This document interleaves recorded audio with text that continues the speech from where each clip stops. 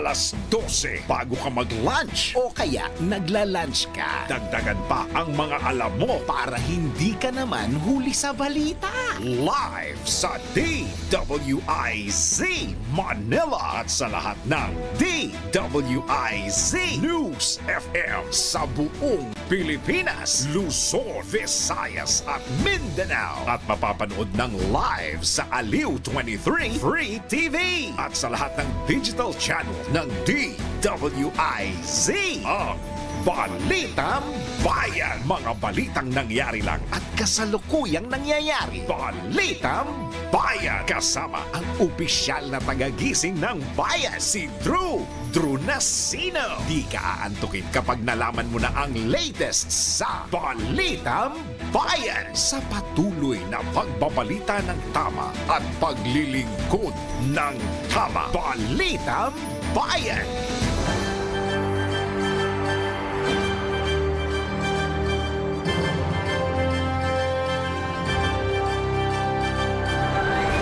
Narito na ang headlines para sa Balitang Bayan. Balitang Bayan. Pag-obliga kay Vice President Duterte na sagutin ang Articles of Impeachment, inihirit ng House Prosecutors kay Senate President Escudero. Balitang Bayan. Ulat na may 3 magsasakang nagpakamatay dahil sa bagsak presyo ng palay, pinaiimbestigahan na. Balitang Bayan. Tigil pasada ng isang transport group, posibleng palawikin hanggang sa Biyernes. Balitang Bayan.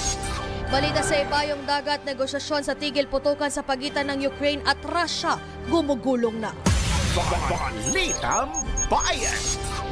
At para sa balitang pampalakasan, Alex Yala pasok na sa quarterfinals ng Miami Open.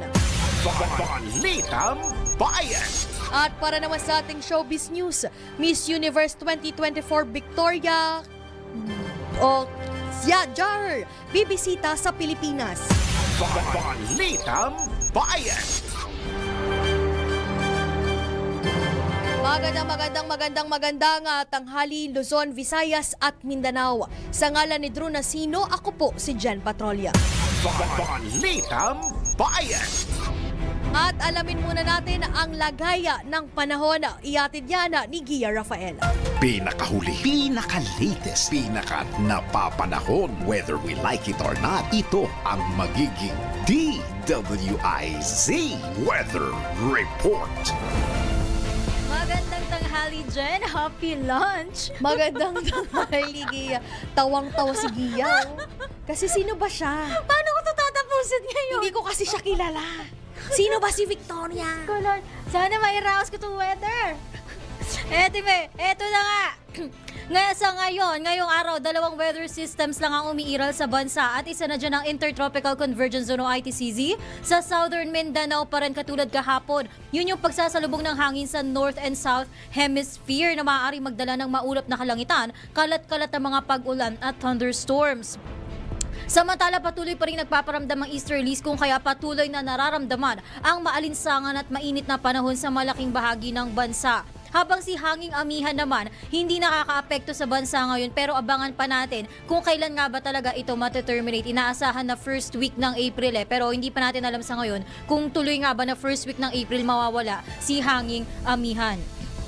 Samantala mula March 21 hanggang April 3, sa first and second week ng forecast period, mababa ang tsansa na mayroong mabuong bagyo sa loob at labas ng Philippine Monitoring Domain. Asahan din na generally fair weather sa Metro Manila mula bukas hanggang Thursday pero maaaring magkaroon ng mga pag-ulan sa Biyernes. 26 to 5 degrees Celsius naman ang magiging temperatura dito sa Metro Manila. Sa Metro Cebu naman, expect nyo na ang magandang panahon bukas pero asahan nyo rin na maaaring umulan sa Thursday at Friday. 25 to 31 degrees Celsius naman ang magiging temperatura sa Cebu.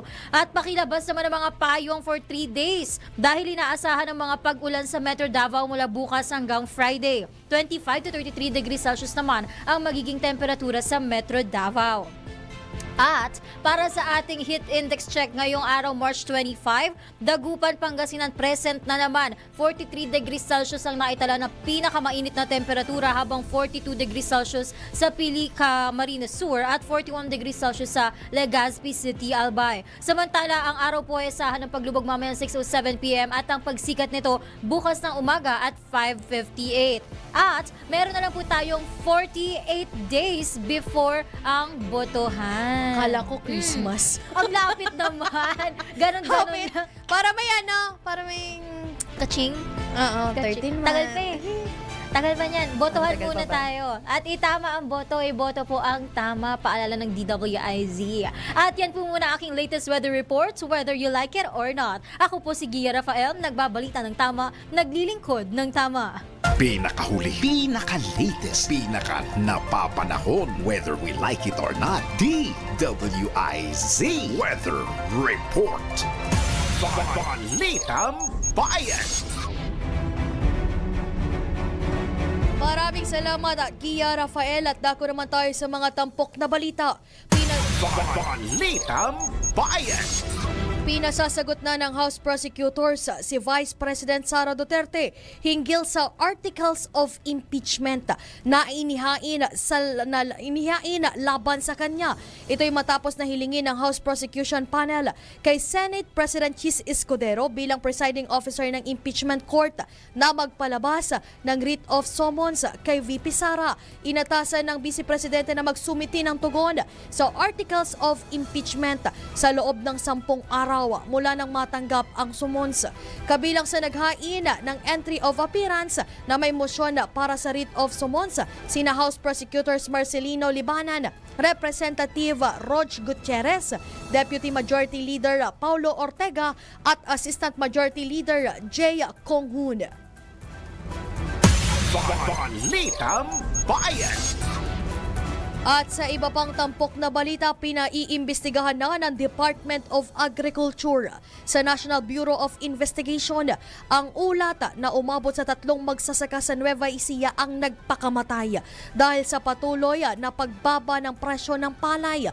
Hiniling ng DA sa NBI na magkasa ng masusing investigasyon at umaasang maibibigay nito sa publiko ang katotohanan. Ayon kay Agriculture Secretary Francisco Chu Laurel Jr. na malaki rin ang hamon na kinakaharap ng National Food Authority na bumibili ng palay sa halagang 18 pesos kada kilo para sa sariwang ani, habang 24 pesos naman para sa malinis at tuyo na mga butil. Paliwanag ng kalihim, konektado sa global market ang pagbaba ng mga lokal na presyo. Balitang Bayan. Sa ikalawang araw ng tigil pasada, posibleng palawigin pa hanggang Biyernes ng ang transport strike na ikinakasa ng grupong Manibela. Ito'y upang tutulan pa rin ang PUV o PUV Modernization Program. Gayunman, nagsori naman si Manibela President Mar Valbuena sa mga apektadong mananakay dahil ginagawa lang na labang nila ito upang tutulan ang maling ginagawa ng mga transportation agencies, partikular na ang Land Transportation Franchising and Regulatory Board. Sakali namang ipagpatuloy ng Manibela ang tigil pasada, patuloy din ang augmentation ng Department of Transportation, katuwang ang Metropolitan Manila Development Authority para sa pagpapakalat ng mga libreng sakay para sa mga pasahero na apektado ng transport strike. Balitang Bayan. Dahil nga po sa transport strike, may libreng sakay ang Philippine National Police para sa mga pasaherong direktang maaapektuhan ng transport strike ng grupong Manibela. Sa gitna ito ng 3 araw na tigil pasada ng transport group na nagsimula kahapon at tatagal hanggang bukas, Marso 26. Pero pinag-iisipan po ng grupong Manibela na posibleng ipagpatuloy po ito hanggang sa Biyernes. Ayon kay PNP spokesperson Brigadier General Jean Fajardo, dineploy ng PNP ang mahigit 1,000 at 400 mga sasakyan sa ilang bahagi ng bansa para umalalay sa mga apektadong commuter.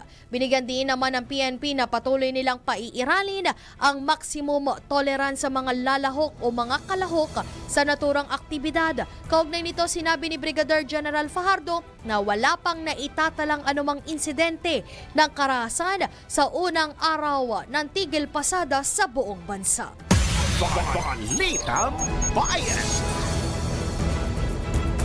Dahil dyan, may tugon na po ang Land Transportation Franchising and Regulatory Board. Posible pong ikonsidera ng Land Transportation Franchising and Regulatory Board ang mga nais na humabol sa consolidation para sa PUB Modernization Program. Sinabi ni LTFRB spokesman Attorney Ariel Inton na sarado na ang consolidation, pero kung magkakaroon ng dialogue at makumbinsi ang ahensya ay bubuksan ang application para sa late filing ng consolidation. Gayunman, dependean niya ito sa ilalabas na panuntunan ng ahensya mula sa magiging resulta ng dialogo ng transport sector at stakeholders. Matatanda ang ilang beses nang in-extend ang consolidation para sa PUV modernization, pero ilang transport group ang nagmatigas at ayaw sumunod sa programa ng pamahalaan. Balitang Bayan. At sa iba pong balita, palalawigin na rin ang operasyon ng LRT-1 simula po yan bukas. Ayon sa Light Rail Manila Corporation, ito'y bilang bahagi o suporta sa panawagan ng Department of Transportation na makapagbigay ng serbisyo sa mas maraming pasahero. Sa ilalim ng bagong weekday schedule ng LRT-1, ang dating alas 10 ng gabi na huling biyahe ng tren mula Dr. Santos Station ay magiging alas 10:30 na po ng gabi, habang alas 10:45 naman ng gabi ang huling biyahe mula Fernando Po Jr. Station. Una nang pinalawig ng 1 oras tuwing gabi mula Lunes hanggang Biyernes ang operasyon ng MRT3. Balitang Bayan.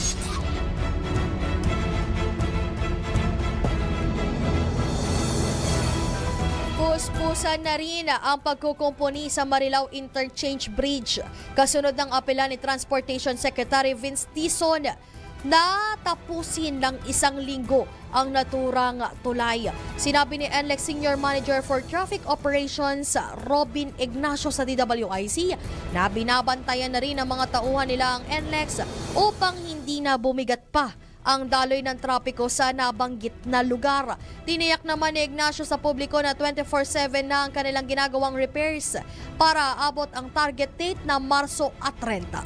Tuloy-tuloy naman po yung daloy ng traffic natin. May kabagalan lang po at talagang mahaba po yung slow-moving traffic natin, lalong-lalo na dito sa pa-northbound, kung saan ay 2 lanes na lang po yung available at kami po ay nag-i-implement na lang po ng counterflow pagka talagang sobrang haba na po. Kasi minsan naapektuhan din po yung southbound po natin pagka tuloy-tuloy po na naka-counterflow po tayo.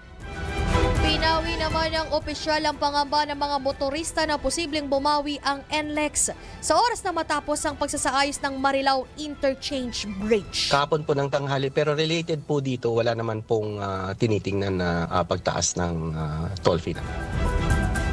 Yan po ang tinig ni NLEX Senior Manager for Traffic Operations Robin Ignacio sa panayama ng DWIC. Balitang Bayan. At sa iba pang balita, iginiit ni dating Senate Committee on Public Service Chairperson Grace Poe na panahon na para matugunan ng Department of Transportation ang mga alalahanin ng stakeholders kaugnay sa Public Transportation Modernization Program o PTMP. Aminado ang senador na mahirap makumbinsi ang lahat sa pagpapatupad ng naturang programa, pero tiwala siyang may kakayanan si Transportation Secretary Vince Dizon para matugunan ang issue ng PUV modernization. Binigyan diin pa ni Senator Poe na hindi matagumpay na maipatutupad ang programa kung mamadaliin ito. dahil kailangan itong dumaan sa masusing pag-aaral, konsultasyon at pagtiyak na walang sino mang driver at commuter ang mapag-iiwanan. Ang mga nakalipas anya ng liderato ng DOTR ay 8 taon na paulit-ulit na nangako sa mga stakeholder pero hindi rin naman natupad dahilan na kung bakit hanggang ngayon ay may mga tutol pa rin sa nasabing programa. Balitang Bayan. Samantala sa oras po sa Pilipinas, alas 12:17 na po, tanggap po tayo ng IZ Report. Senate President Chis Escudero makikipagpulong sa Senate Legal Team para sa magiging aksyon ng Senado sa petisyon ng Kamara. Iyahatid ang balitang yan ni Patrol 19, Celi Ortega Bueno. Makikipagpulong bukas si Senate President Chis Escudero sa mga miyembro ng Senate Legal Team. Ito'y para pag-usapan ang petisyon ng House of Representatives na mag-issue ang Senado ng writ of summons kay Vice President Sara Duterte. Hiniling ng Kamara na sagutin ng Vice Presidente sa Senado ang kanilang isinumite na verified impeachment complaint noong February 5 sa mataas na kapulungan ng Kongreso na siyang tatayong impeachment court. Ayon kay Escudero, kanyang tatalakayin ito at isasangguni sa legal team ng Senado upang mapag-aralang mabuti ang petisyon ng Kamara. Dagdag pa ni Escudero, kanila itong aaksyonan ng naaayon sa umiiral na rules at gayon din sa takdang panahon. Ito sa Patrol 19, Celi Ortega Bueno para sa impilang metodong lakas sa DWIC. Nagbabalita ng tama, naglilingkod ng tama. Balitang Bayan. Samantala, paggamit ng maraming kababaihan ng family planning method, malaking bagay para sa pagpapababa ng growth rate ng bansa ayon sa pamahalaan. Iyahatid ng balitang yan ni Patrol 13, Gilbert Perdes. Inamin ng Commission on Population Development o POPCOM na may nakikita itong epekto sa inilabas na ulat ng Department of Health hinggil sa dami ng kababaihang gumagamit ng family planning method. Sa Bagong Pilipinas ngayon public briefing, sinabi ni POPCOM spokesperson Maylin Mirasol Kiray na sa 8.6 milyong kababaihang Pinoy na gumamit ng family planning ay malaki raw ang ibinaba ng growth rate sa bansa. Nangangahulugan lang anya ayon kay Kiray na magandang pamamaraang ginagamit sa pagpaplano ng pamilya. Kaugnay nito sinabi ni Kiray na pinakapopular pa rin ang pills bilang ginagamit ng mga kababaihan bilang method para maiwasan ang pagbubuntis. Sumunod naman dito ang injectable at implant bilang pinakamataas na ginagamit na pamamaraan ng pagpaplano ng pamilya. Patrol 13, Gilbert Perdes para sa himpilang may totong las DWIZ. Nagbabalita ng tama, naglilingkod ng tama. Balitang Bayan. Pagbabago ng posisyon sakaling may warrant of arrest na ang ICC laban sa kanya, binagyang katuwiran ni Senador De La Rosa. Nagbabalik Patrol 19, Celi Ortega Bueno. Binigyang katwiran ni Senator Ronald Bato de la Rosa ang pagbabago ng kanyang plano at estratehiya oras na lumabas na ang warrant of arrest laban sa kanya ng International Criminal Court o ICC. Ayon kay de la Rosa, kung ang ating Pangulo ay nagbago ng posisyon pagdating sa pakikipag-kooperasyon sa ICC sakaling mag-issue na nga ito ng warrant of arrest, pwede rin din siya magbago ng kanyang sinasabi. Una rito hinihayag ni De La Rosa na magkakanong siya pansamantala sa Senado habang ina-avail ang mga legal remedies pagkatapos ay handang sumuko para makasama at maalagaan si dating Pangulong Rodrigo Duterte na ngayon ay nasa The Hague, Netherlands. Pero biglang nagbago ang himig ng kanyang pananalita makaraang sabihin ng senador na kinukonsidera na niya ang pagtatago kapag sa tingin niya ay hindi siya makakakuha ng hustisya.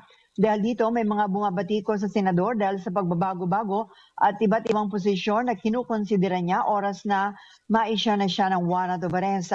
Iginiit ni De La Rosa na bilang graduate ng Philippine Military Academy, bahagi ng survival ang pagpaplano at pagkakaroon ng maraming opsyon. Ito sa Patrol 19, Celi Ortega Bueno para sa impilang metodong lakal sa DWIC. Nagbabalita ng tama, naglilingkod ng tama. Balitang Bayan. Pag-a-apply ng asylum sa The Netherlands, paraan umano ni Attorney Harry Roque para makaiwas sa mga kinakaharap nitong kaso sa Pilipinas. Ayon po yan sa Malacanang. Kahatid ng balitang yan, nagbabalik Patrol 13 Gilbert Perdes.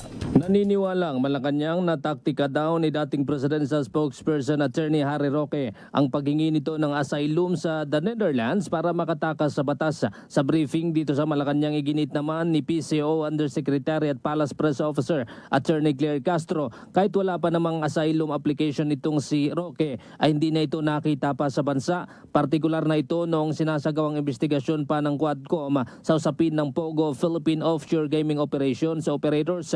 Ayon kay Castro, hindi na nagpakita sa anumang pagdinig ng Quadcom si Roque matapos ang ilang pagharap dito na kalaunan ay napag-alamang umalis na pala sa Pilipinas at ngayong naghain na ng kanyang asylum application si Roque sa the Netherlands. Sinabi ng opisyal na nakikita nila na paraan ito ng abogado para makaiwas patungkol sa kanyang mga transaksyon daw sa POGO. Patrol 13 Gilbert Perdes para sa himpilang may totong lahas.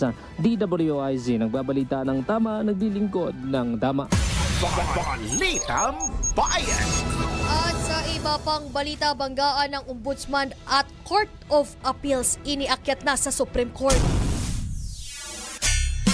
Ihahatid ng balitang yan ni Patrol 24 June Samson. June.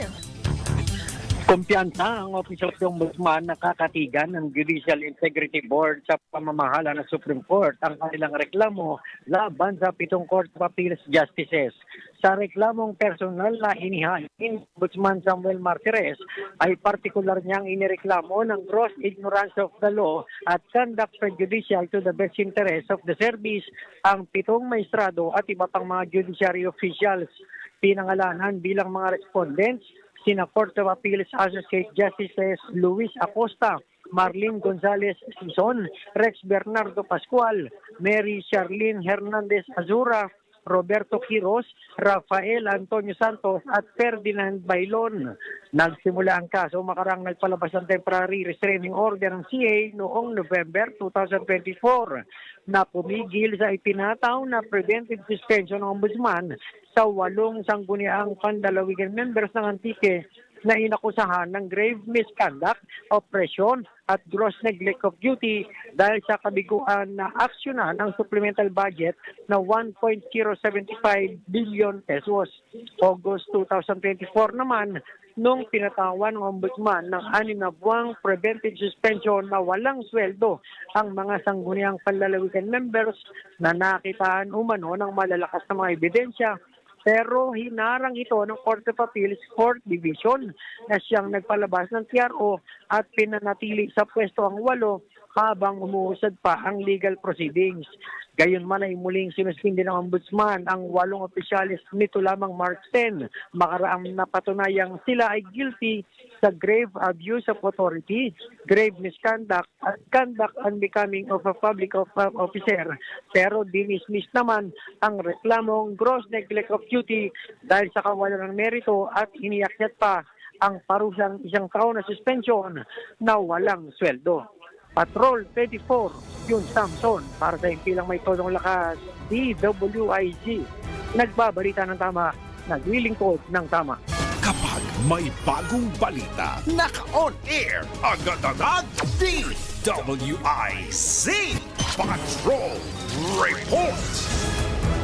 At ang oras po sa Pilipinas, alas 12:25 na po na magandang tanghali. Magbabalik po ang Balitang Bayan. Oras hatid sa inyo ng Arena Plus. Sa Arena Plus, astig sa sports. Download Arena Plus app now in App Store. You can watch it also on arenaplus.ph. Sa Arena Plus, astig sa sports. Gaming is for 21 years old and above only. Keep it fun. Game responsibly. Balitang Bayan. Balitang Bayan. Sa oras po ng alas 12:29, nagbabalik po ang Balitang Bayan. Sa pagpapatuloy po ng balitaan, kinumpirma mismo ni Vice President Sara Duterte na wala pang Pilipinong abogado ang bahagi sa legal team na dedepensa kay dating Pangulong Rodrigo Duterte sa kaso nito sa International Criminal Court. Ayon kay VP Sara, nasa proseso pa rin sila ng pagkumpleto sa legal team nito at sa kasalukuyan ay wala pa silang kinukonsidera na Pilipino lawyer. Kailangan din anyang makausap niya muna ang mga abogado at makapasa sa korte bago siya makabalik sa Pilipinas. Matatandaang lumipad patungong The Hague, Netherlands si Vice President Sara Duterte upang ayusin ang ilang bagay hinggil sa kaso ng kanyang ama na si dating Pangulong Rodrigo Duterte. Balitang Bayan. Inimbitahan na rin sa susunod na pagdinig ng House Tri-Committee kaugnay ng pagpapakalat ng fake news at disinformation online ang ilang celebrities o artista. Ito'y matapos silang mabiktima ng fake news sa iba't ibang social media platform. Kabilang sa mga imbitado, sina Vice Ganda, Rufa Gutierrez, Mon Confiado, Baron Geisler, Angel Oxina, Liza Soberano, Julia Barreto, Gerald Anderson, Catriona Gray at ang broadcaster na sina Jessica Soho at Atom Arroyo. Gayon din ang athletes na si Heidelina Diaz at EJ Obiena. Kasabay nito, pinaalalahanan naman ni House Committee on Public Accounts Chairman Joseph Stephen Paduano ang mga social media influencers o vlogger na dumalo muli sa pagdinig upang hindi sila makontempt dahil sa pagpapakalat ng insulto o paninira sa komite pagkatapos ng hearing. Sa ngayon, umiiral ang sabina para sa 24 na vloggers at influencers na hindi pa rin dumadalo sa pagdinig mula nang sila ipatawag. Itinakda naman ng TRICOM ang sunod nitong pagdinig sa Abril 8 pero maaari pa itong magbago. Balitang Bayan. Kumpiyansa naman si Pangulong Ferdinand Bongbong Marcos Jr. na gagampanan ng mga bagong miyembro ng Bangsamoro Transition Authority ang kanilang tungkulin. Sa kanyang mensahe matapos ang panunumpa ng mga bagong miyembro ng BTA sa Malacanang, sinabi ng Pangulo na ang mga ito ang magsisilbing instrumento para sa paglikha ng kinabukasang itinatag para sa Bangsamoro people. Ayon sa Pangulo, masyado nang matagal ang konflik o gulo sa Bangsamoro pero dahil sa BTA, tiwala siyang may pagpapatuloy ang pagpapatupad ng bawat kasunduan para makamit ang tunay na kapayapaan sa rehiyon. Naniniwala ang Pangulo na hindi imposible ang kapayapaan basta't magtulungan ang lahat. Nabatid na mayroong 79 na bagong miyembro na pinanumpa ng Pangulo. Balitang Bayan. Ibinida naman ng palasyo na mayroong mahigit 200 mga proyekto ang pamahalaan sa ilalim ng Public-Private Partnership Center. Kabilang narito ang ilang mga paliparan gaya ng Ninoy Aquino International Airport, Lagindingan International Airport at ang Metro Rail Transit Line 7. Habang meron pang 175 na projects na nasa Pilipina ayon sa PPP Center. Sa press briefing sa Malacanang, sinabi ni Pala sa Press Officer Claire Castro na pinagsusumikapan ng pamahalaan na matapos ang mga ito bago matapos ang termino ni Pangulong Ferdinand Bongbong Marcos Jr. Sa katunayan, anya may ilang proyekto ng inaasahan na matatapos ngayong taon hanggang sa taong 2026. May ilang external factors lang anya na nagiging sanhi ng pag-aantala sa implementasyon tulad ng issue sa right-of-way na tinutugunan naman ng pamahalaan. Balitang Bayan. Ilang araw bago magsimula ang kampanya para sa lokal na posisyon, umapila ang Commission on Elections sa mga kandidato na gumamit ng environment-friendly campaign materials. Inimok din ng COMELEC ang mga may-ari ng pribadong gusali na maghigpit na ipatupad ang tamang sukat ng mga campaign posters na ikinakabit sa mga establishmento. Dahil dito, posibleng madamay sa legal na pananagutan ang mga may-ari ng gusali kung papayagan ang mga kandidato na lumabag sa itinakdang sukat ng mga campaign materials. Nakatakda namang maglunsad ng kampanya sa buong bansa ang COMELEC para tanggalin ang mga illegal na campaign materials para sa halalan sa pagsisimula ng local campaign period. Balitang Bayan. Sa oras po ng alas 12:34, tanggap tayo ng ICE Report. Isang kapitan patay sa banggaan ng isang tugboat at barko sa Sarangani. Ihahatid ng balitang yan ni Patrol 5. Ayaw yung pangko. Patay ang kapitan ng isang tugboat matapos umanong masangkot sa banggaan sa isang cargo vessel sa kargatang sakop ng Maasim, Sarangani kaninang umaga. Sa impormasyon ng Philippine Coast Guard, may sakay na 8 crew ang MV o yung MTAG Sadong 33. Nang makabanggaan ito, yung Panamanian flag vessel na MV Universe Giza kaninang pasado alas 4 ng umaga. Patuloy na hinahanap pa yung isang nawawalang crew habang 6 na sakay ng tugboat ang nailigtas na nakuha sa ginawang search and rescue operation at na-recover na rin ang katawan ng kapitan ng tugboat na hindi pa pinapangalanan. Wala namang naitalang pagtagas ng langis ang Philippine Coast Guard matapos ang banggaan o insidente. It is Patrol number 5. Ayaw pa para sa implementado ng lakas. DWIC. Nababalita ng tama, naglilingkod ng tama. Kapag may bagong balita, naka-on air, agad-agad, DWIZ Patrol Report. Matapos sa IZ Report, dako naman tayo sa Ronda Probinsya. PhilHealth Consulta Package maa-avail na sa 13th District Health Center sa Baguio. Ihahatid ang balitang yan ni James Alfruto. James? Naimbag nga bigat.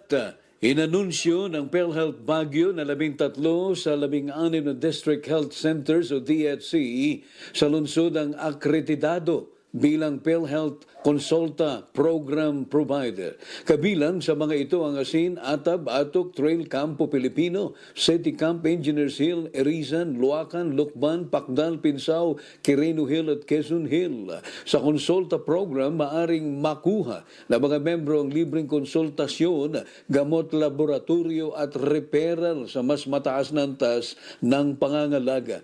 Bukod sa mga health center, kabilang rin sa akreditadong pasilidad ng Baguio General Hospital, Philippine Military Academy at Olympian Medical and Diagnostic Center.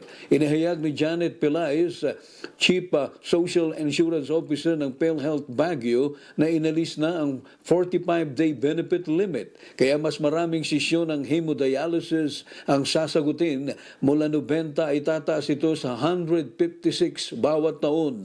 May 50% dagdag na benepisyo rin para sa mahigit 9,000 uri ng sakit. Mula sa summer capital ng City of Pines, James Alfruto para sa impilang may tudong lakas. DWIC, nagbabalita ng tama, naglilingkod ng tama. Balitang Bayan. Maraming salamat, James Alfruto.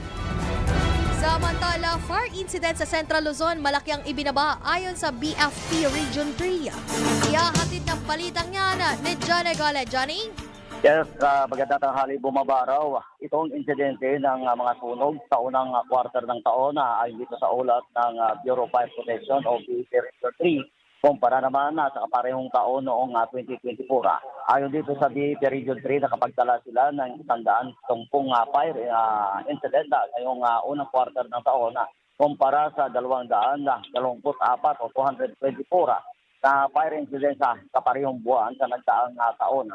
Ayon dito kay Superintendent Maria Laya sa Gili, tagapagsalita nitong BFP Region 3 sa kabila ng pagbaba sa dami nitong mga naganap na sunog sa kasalukuyan dito sa Gitnang Luzon, hindi pa rin kailangan mag-kampante mamamayan at kailangan maging maingat pa rin upang hindi mapinsala sa sunog. Payo niya sa publiko na maging maingat at maging alerto palagi sa ating mismong sariling pamamahay o komunidad upang agad na maagapan ang sunog habang nag-uumpisa pa lamang buong taon kailangan na niyang maging alerto at mag-ingat sa sunog at hindi lamang ngayong buwan ng Marso na tinaguri ang Fire Prevention Month.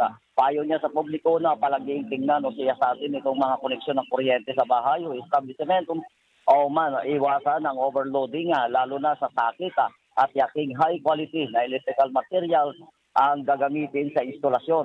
Iwasan niya naiwan ang nakabukas na kalana at kung maaari merong nakastandby na fire extinguisher sa bawat bahay para magamit sa panahon ng emergency situation. at buhangin. Dapat rin may iskitla ng bawat establishmento kung maaari magpakabit ng smoke detector. Turuan itong mga bata kung paano iwasan ng sunog at kung sakali magkasunog man, dapat alam nila ang mga gagawin o pangunahing dapat gawin. Payo niya sa publiko na tumawag sa 911 o kaya sa local Bureau of Fire Protection station sa halipa na umasa sa social media para sa agarang responde ayon pa sa opisyal. Mula dito sa Gitnang Luzon, ito si Johnny Gole, Central Luzon Patola, nagulat Sintila may todo lakas DWIC, nagbabalita na tama, naglilingkod ng tama. Balitang Bayan.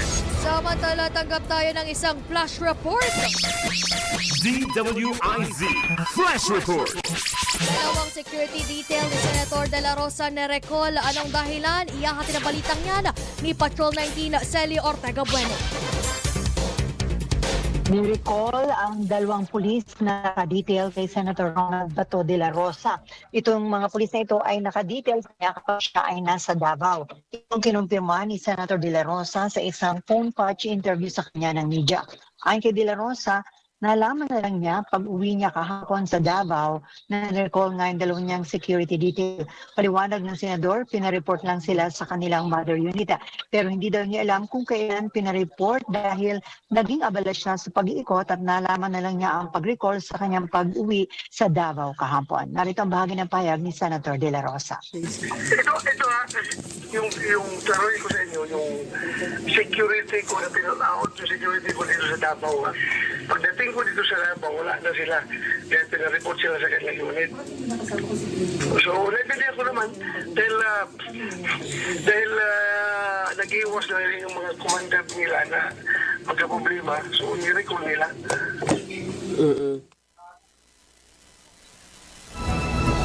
At dahil dito, sinabi ni De La Rosa na naiintindihan naman daw niya at parang hindi naman panggigipit ang ginawang pag-recall dun sa dalawa niyang security detail. At nang tanungin kung may nararamdaman siya na pangamba sa kanyang seguridad, sinabi ni De La Rosa na wala naman daw dahil sanay na siya sa anumang mga banta at nabubuhay naman daw siya na laging may banta dahil yan daw yung kanyang hanap buhay. Sa ngayon daw ay may mga ilang retired na mga pulis na dati niyang mga naging tauhan ang nag-volunteer para magbigay ng seguridad sa ito sa Patrol 19, Celi Ortega Bueno. Yes. Ate Celi, ano po yung pinakadahilan bakit na-recall po itong mga pulis ni Senador Bato de la Rosa? Kagaya nung nabanggit niya dun sa interview, pinag-report sila sa kanilang mother unit. At yun naman daw, yung mga pulis na yun, naka-detail sa kanya sa Davao at may hiwalay siya ng mga pulis na naka-security detail sa kanya pag nandito sa Metro Manila. So yun, nalaman lang daw niya kahapon ng pag-uwi niya na ni-recall at yun daw, dalawa na pulis na yun ay pinag-report sa kanilang unit pero hindi daw niya alam kung kailan pinag-report dahil matagal nga siyang hindi nakauwi sa Davao dahil naging abala siya nitong nakalipas na mga araw. Ate Celi, sa ngayon po ba ang Senado po, itong Senado may sagot, may tugon na po ba kaugnay dyan? Kasi ang pagbibigay ng security detail sa mga senador, ito yung TSPG usually ang nagbibigay at sa ngayon wala namang pahayag pa ang liderato ng Senado tungkol dito. Maraming salamat po, Ate Celi. Okay, wala dito sa Senate. Back to you. Yan po ang tinig ni Patrol 19 Celi Ortega Bueno. Kapag may bagong balita, naka-on-air, agad-agad, DWIZ Patrol Report. Sa oras po ng alas 12:44, tanggap tayo ng Metro Patrol. Wanted sa sexual assault sa isang minor de edad. Arestado na sa Barangay Karuhatan sa Valenzuela. Iyatin ang balitang yan ni Danny Cruz. Danny? Naaresto na ang lalaking nasa listahan ng Valenzuela Police Station kabilang sa most wanted person sa kasong pang-aabuso sa isang batang minor de edad. Nadakip pa akusado kagabi sa number 11 Cayetano Street sa Barangay Karuhatan sa lungsod ng Valenzuela. Kinilala ni Police Colonel Nixon Cayaban ang wanted na si Alpi Martinez, 42 taong gulang, DPWH draftsman, Tubong Ubando, Bulacan. na kasalukuyang nakatira sa Valenzuela City.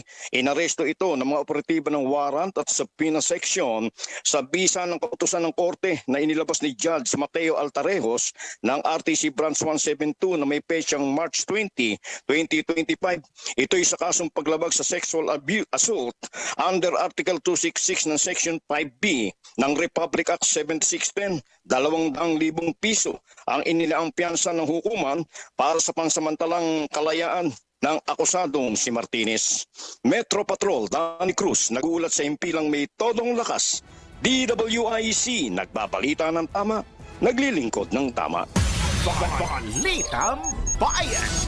Samantala, World Tuberculosis Day ipinagdiwang sa Baguio sa pamagitan ng Eco Walk. Iyahatid ng balitang yan ni James Alfruto. James? Naimbag nga bigat.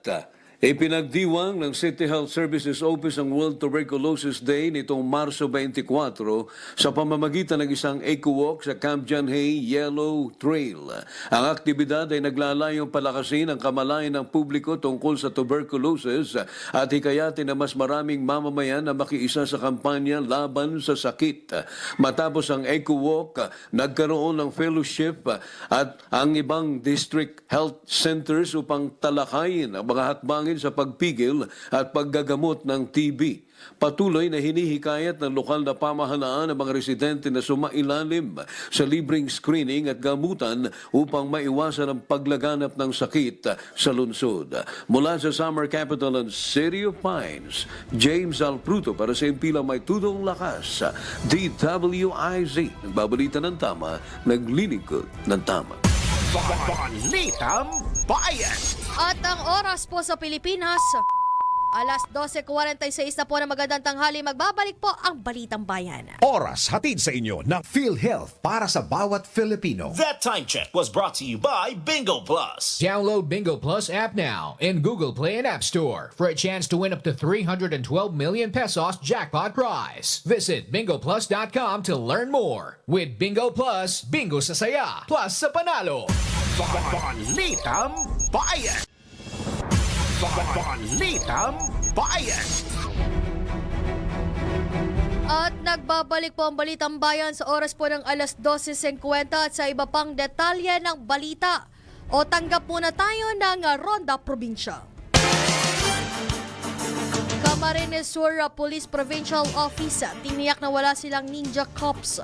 Iyatin ang balitang yan ni Melvin Machado. Melvin? Walang ninja cops sa Camarines Sur Police Provincial Office. Ito ang binagyang linaw ni Camarines Sur Police Provincial Director Police Colonel Virgilio Olale Jr. matapos ang pagkakaresto ng isang aktibong police staff sergeant na nakalistino sa Provincial Intelligence Unit nitong nakaraang linggo. Wala rin umanong nire-recycle na illegal droga dahil ang mga nakukumpiskang drug items ay diretso agad sa Police Forensic Unit para timbangin at suriin kung ito ay lehitimong illegal na droga. Tuloy-tuloy naman umano ang pagpapatupad ng mandatory at minsan surprise drug test sa lahat ng pulis sa mga municipal police station at sa personnel ng Camarines Sur Police Provincial Office. Samantala, nasampahan na ng kaukulang kaso ang naarestong pulis at nananatiling nasa custody ng Baaw Municipal Police Station. Ito ang Ronda Patrol, Melvin Machado para sa Impil May Todong Lakas, DWIZ. Nagbabalita ng tama, naglilingkod ng tama. Balitang Bayan. At sa iba pang balita, pagkamatay na mahigit 100 pine tree sa Puksusan, iniimbestigahan na ng konseho ng lungsod. Iyahatid ng balitang yan ni James Alfruto. Naimbag nga bigat. Iniimbestigahan ng Konseho ng Lungsod ng Baguio ang pagkamatay na mahigit 100 pine tree sa loob ng construction site ng isang 5-star hotel sa Barangay Puksusan. Ayon sa Department of Environment and Natural Resources Cordillera Administrative Region, 51 puno ang namatay habang 46 ang nasa panganib dahil sa construction ng Sol Marina Incorporated o SMI. Nababahala ang mga opisyal na posibleng sinasabing sinadyang patayin ang mga puno sa lugar. Lalo na't iniulat ng punong barangay Carl Gabae na mahigit 100 puno ang talagang naapektuhan. Pinuna ng konseho ang kakulangan ng sapat na slope protection, drainage system at mitigating measures na nagdulot ng pagguho ng lupa sa mga kalapit na barangay. Samantala, naglabas ng notice of violation at cease and desist order ang DNR CAR at City Environment and Parks Management Office o CIPMO laban sa kumpanya. Inatasan din ng SMI na magsumiti ng kaukulang dokumento habang hinihintay ang resulta na muling pagtatayan ng DNR CAR sa bilang na natitirang puno.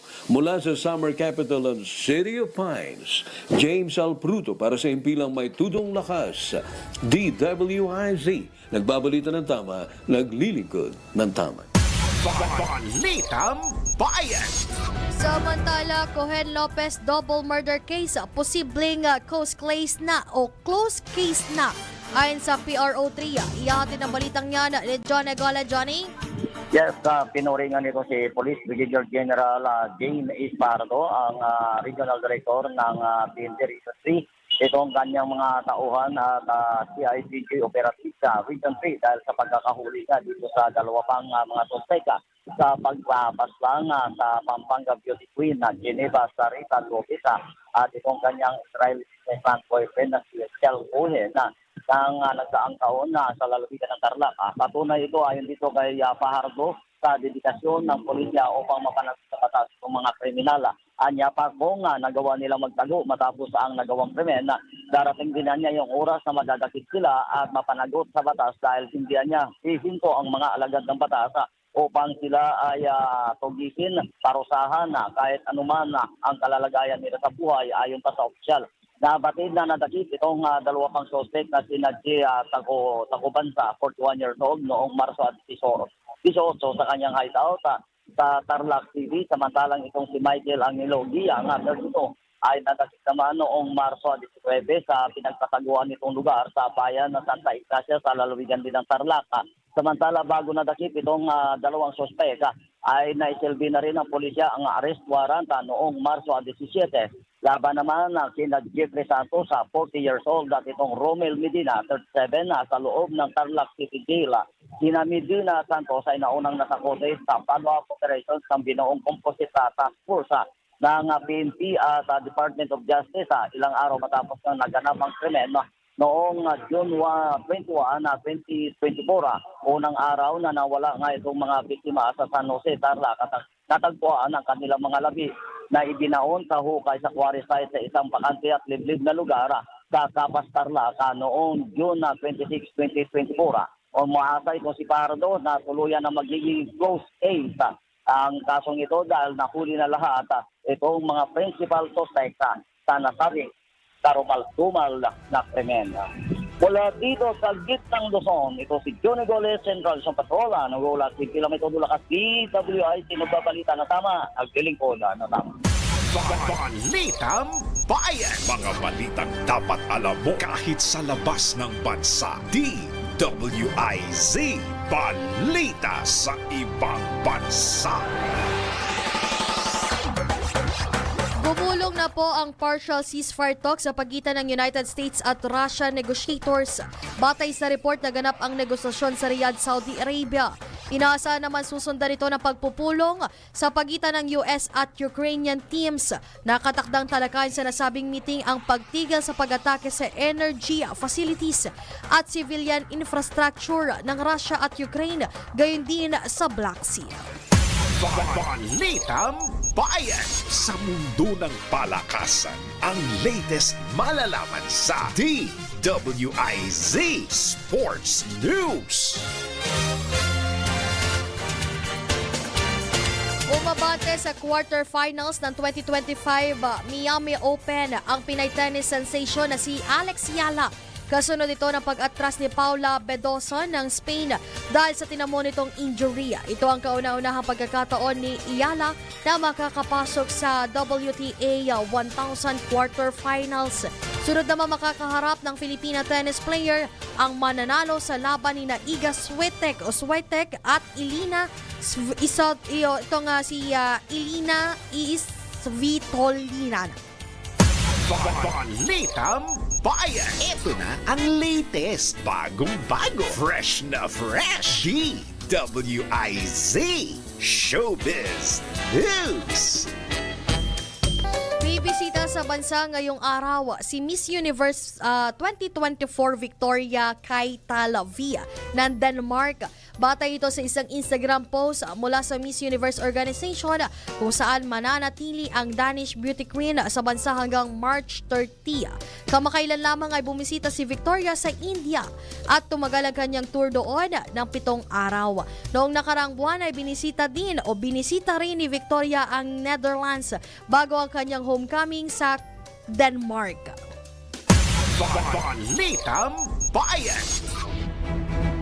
At yan po ang nakalap po ng aming himpilan dito po sa DWIZ at Aliw Channel 23. Maraming salamat po sa aming mga nakaagapay at sa patuloy sa pagsuporta.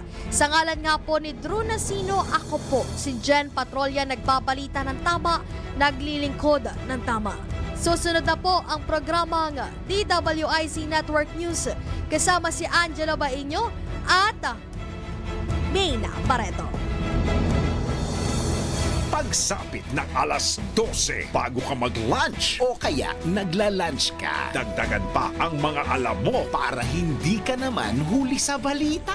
Live sa DWIZ Manila at sa lahat ng DWIZ News FM sa buong Pilipinas, Luzon, Visayas at Mindanao. At mapapanood ng live sa Aliw 23 Free TV at sa lahat ng digital channel ng DWIZ.